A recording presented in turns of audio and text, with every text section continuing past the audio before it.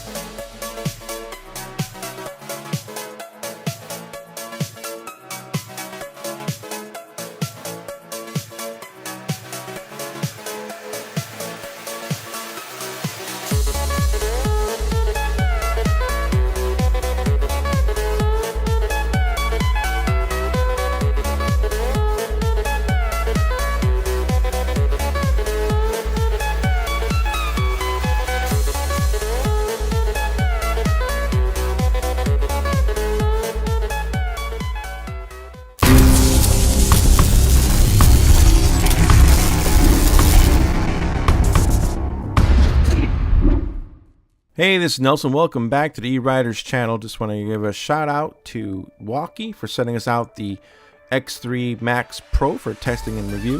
This is what the box looks like when you get it. Inside, it's covered in styrofoam blocks and styrofoam sheets. And just go ahead and remove a lot of the loose stuff on top. The bike will be a little heavier than usual because it's got that extra motor in the other tire. And inside this box, you'll also see another box, a little small box. Inside that small box will be some accessories and some tools to put the bike together. Right, inside this box is your charger.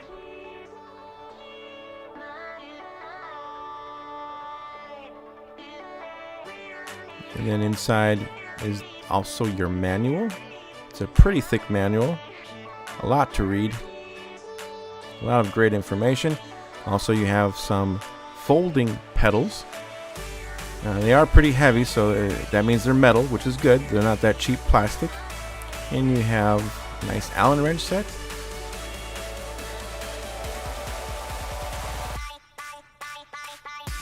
You also have some nice shiny chromy wrenches and some cable ties. Alright, taking it out of the box, you can see where it's all wrapped. Pretty much in all the major parts.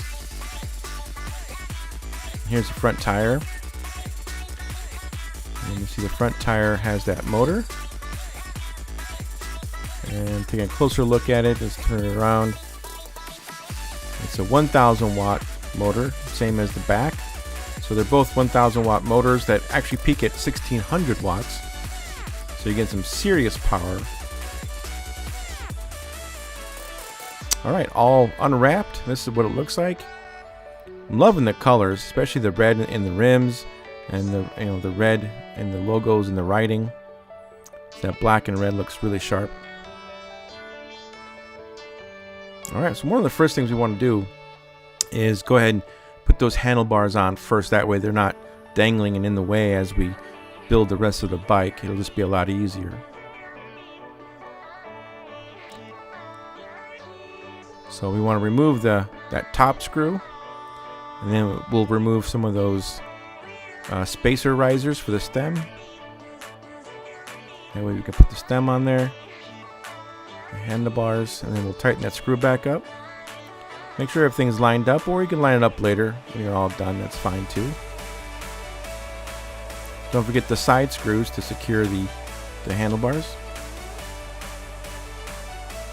Alright, now we flip the bike over just to make it a little easier to put the tire on the wheel, because it does have the front motor and the cable. And you can see that axle is flat on both sides, so it only goes in one way. It's not a perfect round circle. You want to make sure that power cable is facing downward. Now, of course, it's upward because we have the bike upside down. Now, it does have some special clamping washers. It is a little tight to get in there, but you just work with it. You'll get it in there. And you have another washer to secure that in there. Then you have the regular nut that you just tighten up.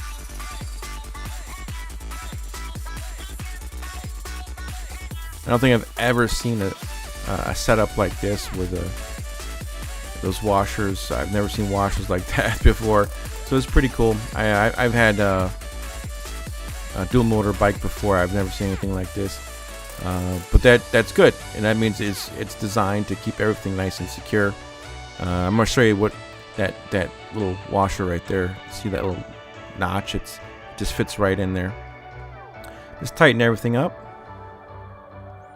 And you can see right there how thick that bottom of the fork is. So that's some heavy duty metal just kind of securing that motor, which you're going to need. Even the rotor, the disc rotor, is thicker than normal.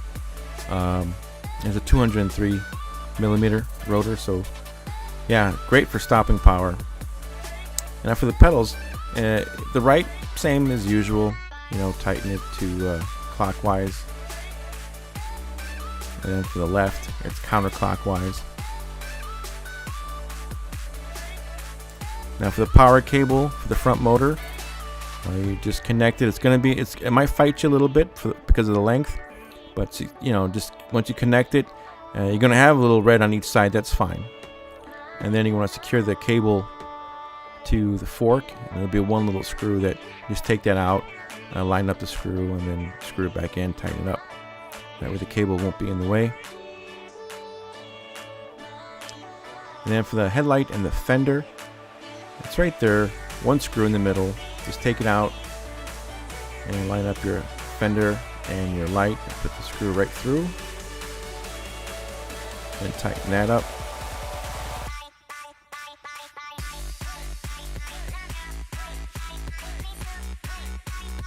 I love these old looking motorcycle style headlights on these bikes.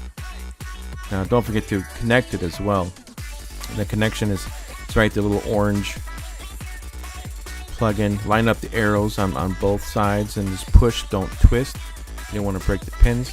Now to secure the fender stays on each side of the fork, just take out the screw, put the screw back in with the fender stay, and tighten it up. It's gonna be a little difficult. You gotta work around it because that is in the way a little bit.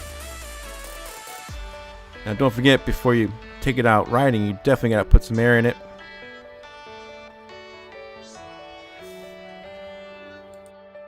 Alright, so we also want to turn the bike on just to make sure everything starts up okay.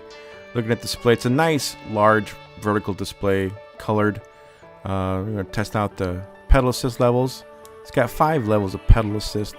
1, 2, 3, 4, and 5. You see at the bottom number just by pressing the plus and minus. And then I'm going to hit the light button. It has its own dedicated light button. Very nice. You hit the information button and it cycles through some stats like odometer, trip, miles per hour, maxed out. Pretty neat. But the cool stuff is changing your motors. By holding the information button down for a second or two, you can cycle through your front motor only, or both motors at the same time. Again, you can go to just the rear motor or just the front motor, and again, like I said, or both motors, all-wheel drive. That's how you cycle through your motors.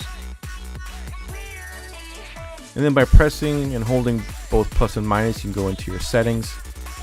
And the top settings is display setting. So if you want to customize a few things, you can go ahead and do that. You can reset the trip, parallel units, wheel size, speed limit. You can bump it up a few miles per hour. Your voltage, luminance, view settings as far as sensitivity, dormancy. And the other one is the advanced settings down below. You can set your levels of pedal assist. You can customize that. Your current limit for ampage. So many things. Sensitivities, the strength. You can reset the defaults if you want. Motor mode, or go back.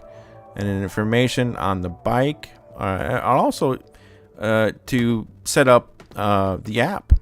You have an app that you can download on your phone, which gives you really nice GPS and information for riding your bike as far as like distance and miles per hour.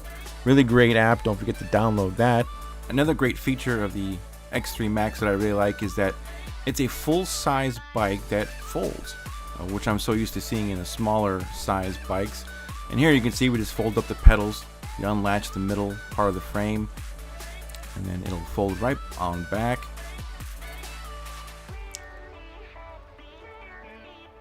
Now keep in mind, this only takes about 15 or 20 seconds to fold and unfold. It does have a kickstand just underneath the crank right there where the pedals are. So it's like a kickstand that just kind of keeps the bike up. So it'll stay up unassisted. You can keep it in the garage or something like that. It's still a good size to fit in the back of an SUV, a minivan, even a trunk of a car. So you can take this out camping. Really nice camping, since a lot of campsites require electric vehicles over gas. And it unfolds just as easy. Alright, let's check out some of the components. Other than folding, another thing that makes the X3 Max stand out is its dual motor system. Up front here, you can see it's got a 1000 watt motor that peaks at 1600, and on the rear side you have another 1000 watt motor that peaks at 1600, which gives you a total of 3200 watts of peak power. That's insane power. The battery is a 48 volt 20 amp Samsung. It is also UL certified. That 20 amp is a long range battery, so that's nice.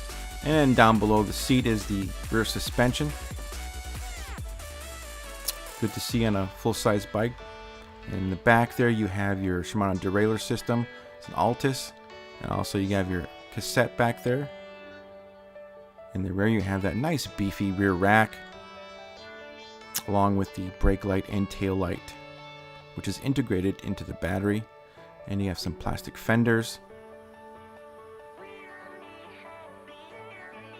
On the other side you have 4-piston hydraulic brakes and some big 203mm rotors, really thick, everything you need, hydraulics with all that stopping power with the thick rotors.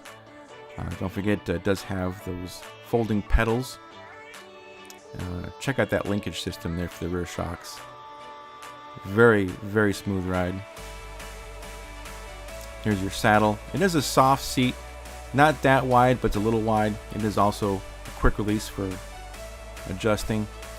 Really high riser for the stem. And on the handlebars there, the left grip. It's kind of a hard plastic, hard rubber.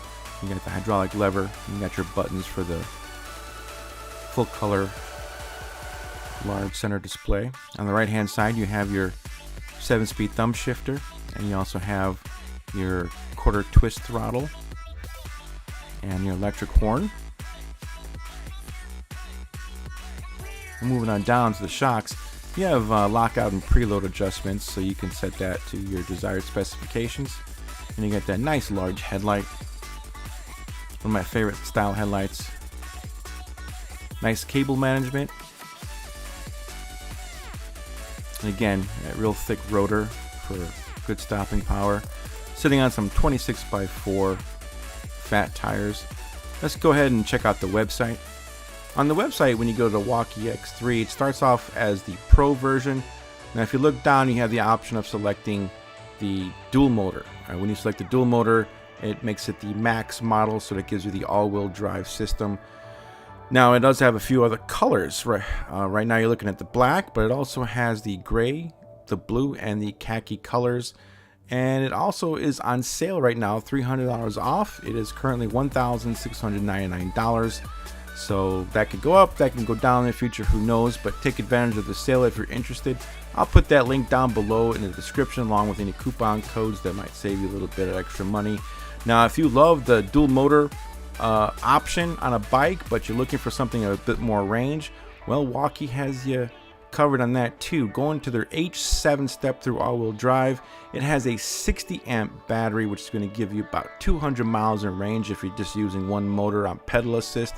Now, if you want to use dual motors on that large battery, you're probably going to cut that in half to about 100 miles. So take advantage of that. They have a couple colors as well, and it's a really good price. It's around $2,000. Not a bad deal for a huge long-range battery with dual motors.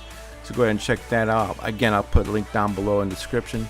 And let's go ahead and take out the X3 Max and see what the speed tests are on that.